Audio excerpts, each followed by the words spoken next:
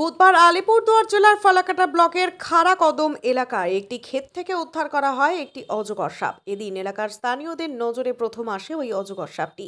ওই অজগরটি দেখা মাত্রই আতঙ্ক ছড়িয়ে পড়ে গোটা এলাকায়। খবর দেওয়া হয় ডালিমপুর এলাকার সর্পপ্রেমী অরূপ রতন গিরিকে। খবর পাওয়া মাত্রই তড়িঘড়ি ছুটে যান ডালিমপুর এলাকার সর্পপ্রেমী অরূপ রতন গিরি। তিনি ওই অজগর সাপটিকে উদ্ধার করে নিয়ে আসেন। এরপর দলগাঁও রেঞ্জের বনকর্মীদের হাতে ওই অজগর সাপটি তুলে দেন সর্পপ্রেমী অরূপ রতন গিরি।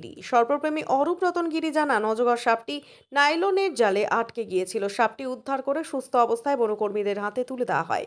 দলগাঁও রেঞ্জ সূত্রে জানা গিয়েছে, উদ্ধার হওয়া অজগরটি প্রায় 7 ফুট লম্বা। অজগর সাপটিকে জঙ্গলে ছেড়ে দেওয়া হবে। এটা বার্মিস পাইথন। সকাল 11টা নাগাদ আমাকে কল এসেছিল ওই খাড়াকদম সংলগ্ন এলাকা থেকে। তো ওখানে গিয়ে দেখি যে হ্যাঁ একটা বার্মিস পাইথন 7-8 ফুট হবে। তো ওটা আমি ওখান থেকে রেস্কিউ করে নিয়ে এসে বর্তমানে এখানে রাখা আছে। এটা ডিপার্টমেন্ট আসবে, ডিপার্টমেন্ট নিয়ে যাবে। দলগাঁও ফরেস্ট রেঞ্জের ডিপার্টমেন্ট আসবে। আচ্ছা, জালে আটকে ছিল না জমির মধ্যে, চাষের জমির মধ্যে কি? হ্যাঁ, আপনার নাম? অরূপ রতন গিরি। আপনার বাড়ি ডালিমপুর?